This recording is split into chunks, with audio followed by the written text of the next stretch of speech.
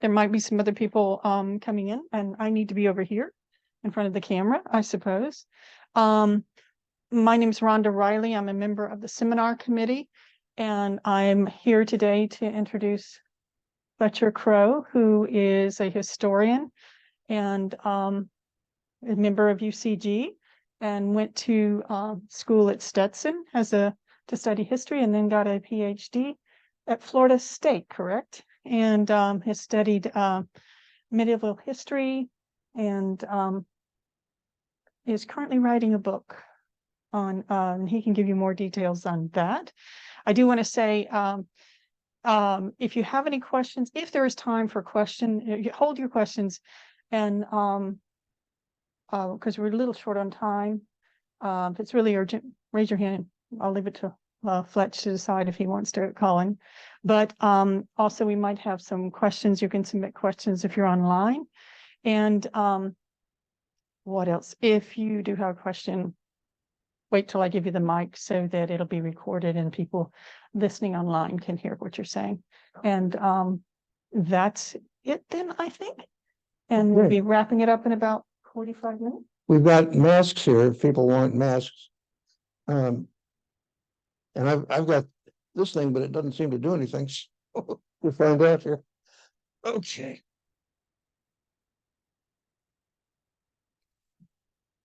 Well, today we're going to talk about the origins of UCG and the kind of religious theology that we see here. And that's, of course, seen in our compact. So I wanted to analyze the compact, explode it out, and see where it came from. Now we've got this little guy right here. Doesn't do anything. Well, let's see. This doesn't do much. You got to aim it at the computer over here.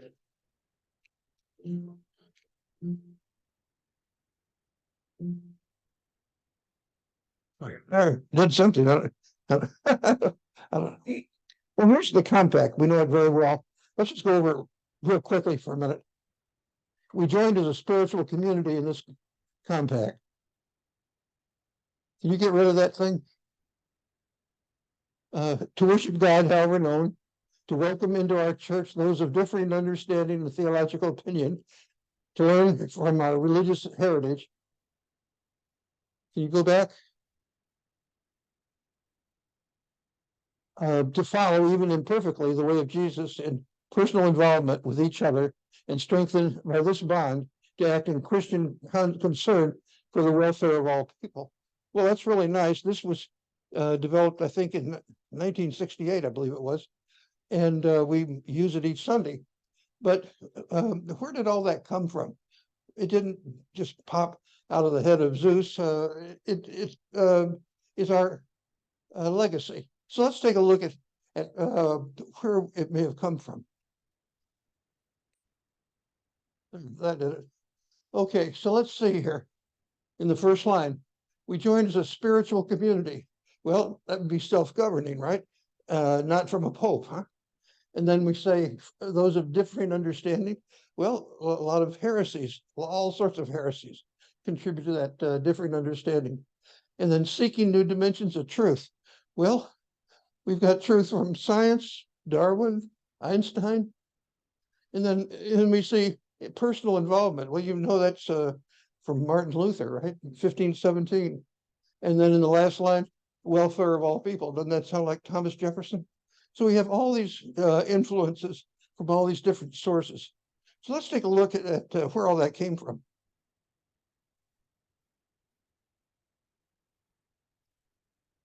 Here we go. Can you compact that so we can see the full screen? No, there we go.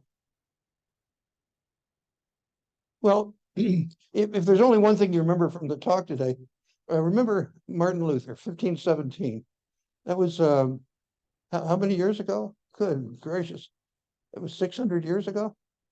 But Martin Luther, of course, is obviously a real landmark, but before Martin Luther, there were all sorts of heretics that were prominent in Europe that we often don't think about too much.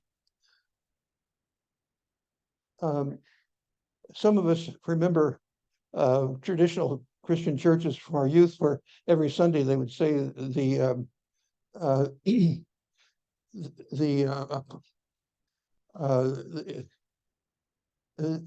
Nicene Creed. The Nicene Creed was something that came out about 325 AD. Nicaea is a suburb of what is today Istanbul, and it took about a year for the bishops to get together and come up with that creed. But there was one named Arian who disagreed with the idea of the Trinity, the Father, the Son, and the Holy Ghost. So that was seen as a real heresy. Wouldn't agree with the Roman Catholic Church. Sounds like it sounds like Halloween's coming, huh? Anyway, one of the heretic groups, well before Martin Luther, were the Cathars. Over 1 million Cathars were killed by forces of the Pope and forces of the King of France. So it really didn't pay to be a heretic, 100 years before Martin Luther, we have Jan Hus in what is today Bavaria or Germany, and he was burned at the stake for opposing the sale of indulgences. If you remember, Martin Luther was famous for opposing the sale of indulgences too. And right at the time of Martin Luther, you have William Tyndale in England. He translated the Bible into English, and his bones were dug up and buried and then reburned. So he wasn't in any better shape than these other guys. Being a heretic really didn't get you anywhere. And then you see down in the bottom left here, Michael Servetus. He's the patron saint of the Unitarian Church. He disagreed with the idea of the Trinity too. So you see all these different influences, these different heretics that contributed before Martin Luther. Let's see, can we make this darn thing work? Let's see. Yeah.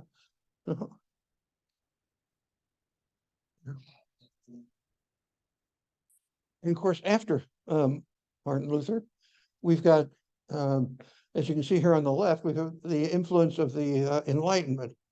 And that is something we see every day here at UCG.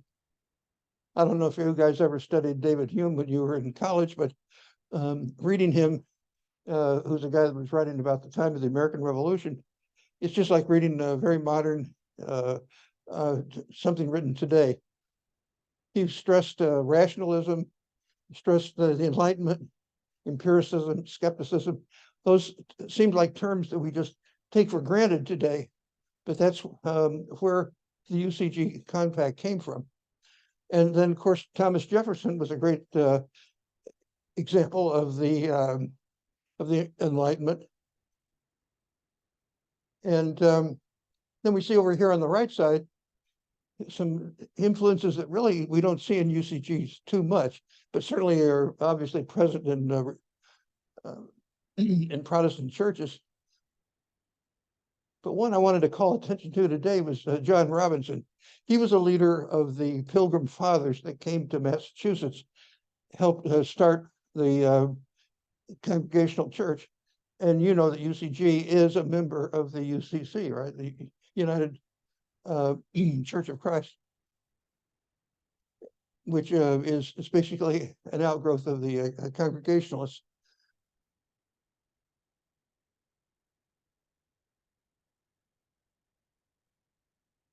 But I think what I was really trying to point out here was we have not accepted the Calvinist tradition of John Knox and the Calvinist tradition, which is very, very strict and not at all liberal.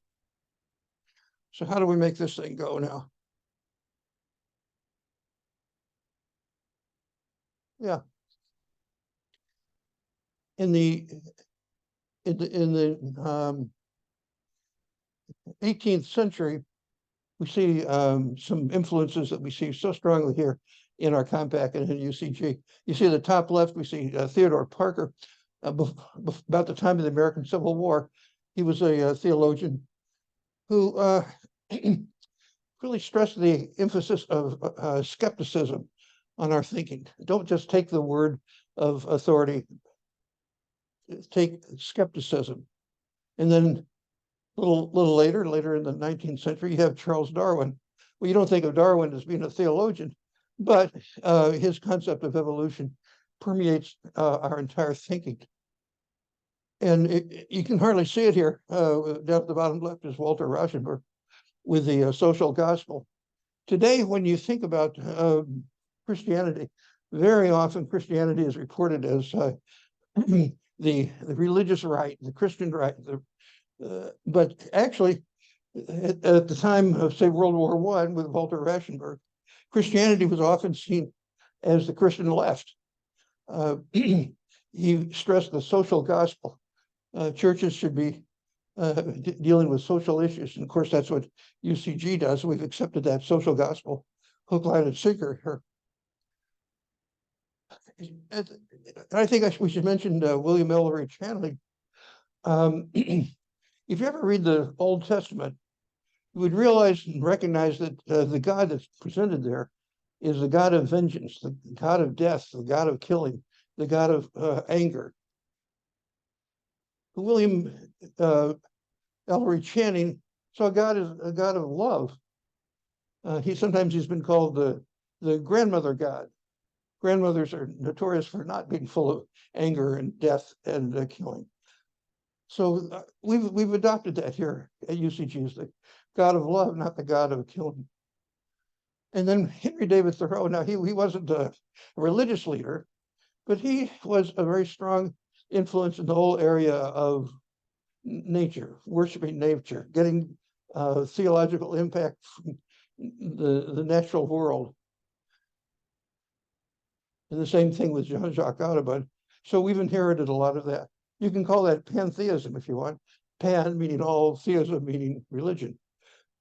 So that's a good part of the UCG tradition as well. I'm going to sit down here.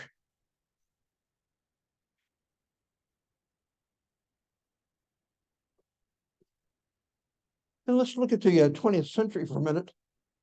Up here, we have Einstein. Obviously, Einstein wasn't a theological leader, but he stressed a cosmology, a world without a creator.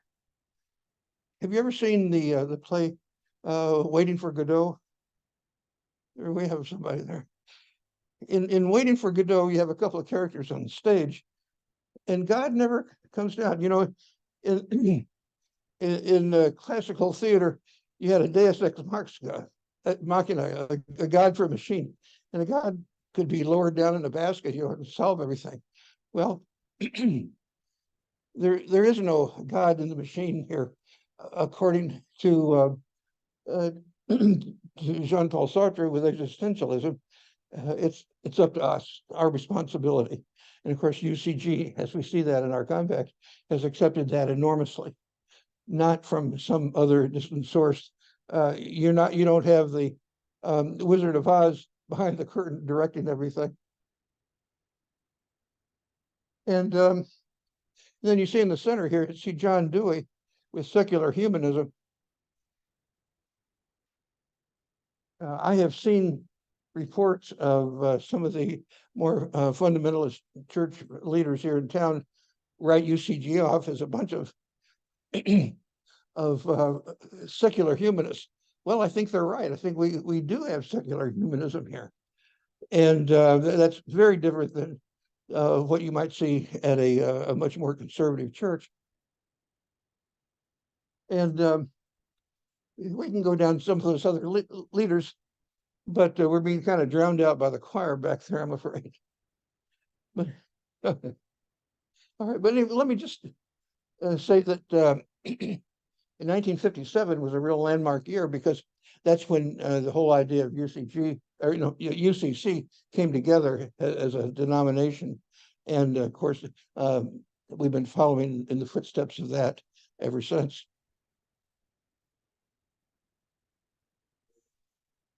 This darn thing just has a mind of its own. So let's go back to that compact and take a look at where did we get these ideas for the compact. We see here at the top, spiritual community, self-governing, not listening to the Pope, but making our own decisions. And then you see the next line down, understanding.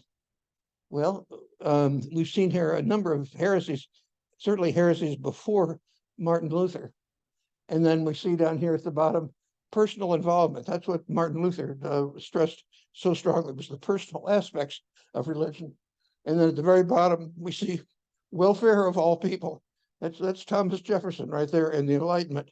And then it's over on the right, you see stress of science, Darwinism, and Einstein with a cosmos that didn't have just a creator, but came into being on its own without a master chess player directing all the actions of humans. So that's our background. That's who we are here. That's where it's come from.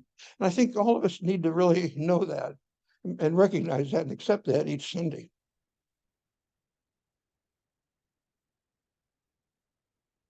So we could just quickly go over the pieces of the puzzle that we put together each week. This is this graphic needs to be shrunk down, I'm afraid. But in any case, you can see that up at the top, Luther, 1517, and then you see Robinson. Remember, he helped with the Puritans that came to Massachusetts in 1620 and started the tradition of what turned out to later be UCC. And then we have Richard Ellery Channing with the God of Love. And we see Jefferson with his idea of social harmony and government for the people, of the people, and by the people. And we see Thoreau with his emphasis on nature as a source of our theological understanding. And then at the bottom right, you see Muir. We didn't get a chance to talk about him, but John Muir was a major force in environmental affairs here in the United States.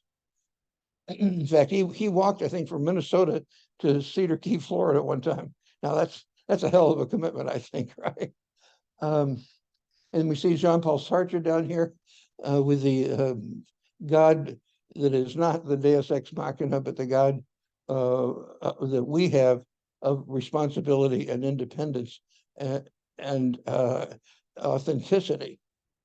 And then John Dewey with humanism opposed to non-humanism, which would be a theological evidence straight from the Bible, word for word from the Bible. So that's really what I wanted to talk about today, was our track to UCG. So let's see what you folks think about. What's on your mind? What are your questions? What are your observations of what we've just talked about here? Anybody? No.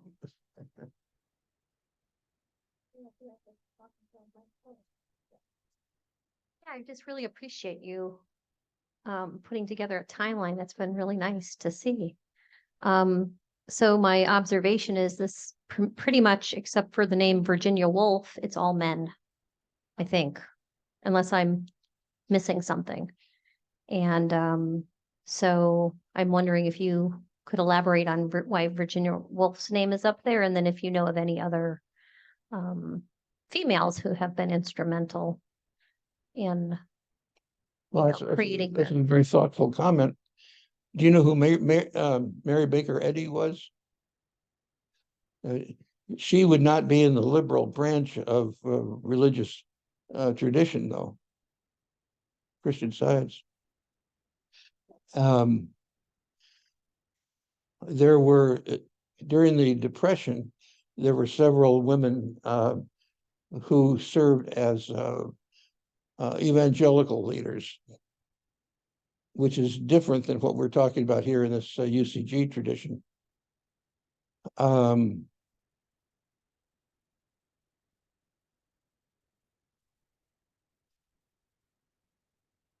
in the Middle Ages, there was a famous woman who led several monasteries, but she was very, very strongly a Roman Catholic and not in the heresy tradition. Those are who come to mind today, I think. Well, do you know why I have that name up there? UCG has a strong emphasis on rights for the gays and lesbians. Virginia Woolf has symbolized the emphasis that in that category. I couldn't come up with any other major names other than her, although Martin Luther King comes to mind because he was a strong advocate for rights for LGBT communities. But I couldn't think of anybody stronger than those names. Unless you could come up with names that are more well-known than that.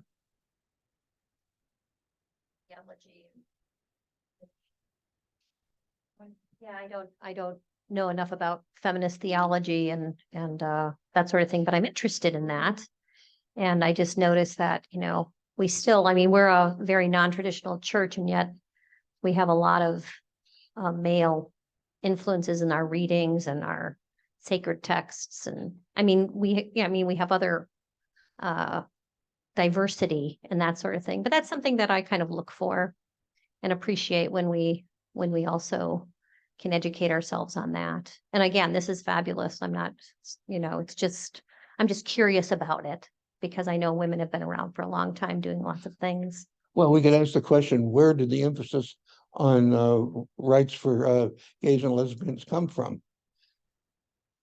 And I'm not certain, actually, other than Martin Luther King and Virginia Woolf.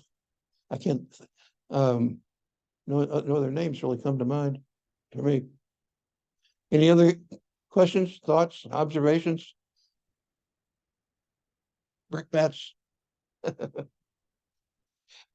Well, that's what I had today to talk about. Rhonda, did you want to close us down here? Yes, I will. Are there any questions from anybody online? We do have some people watching online, but yes, I want to say thank you for coming, and thank you. This has been illuminating for me as a new member, sort of the historical context of where we came from as a church, and I appreciate it. And that's the end of our seminar. Then, do you have any questions? And it is noon, so yes. Thank you. And it is, and I do think it would be good for you if you do your research on the feminist theology and have some women to add to this later. You can lead us in a seminar. That would be wonderful. Yes. They probably have very many. Okay. Yes. Yeah, it would be a good seminar subject. Okay, thank you, and thank you, Fletch.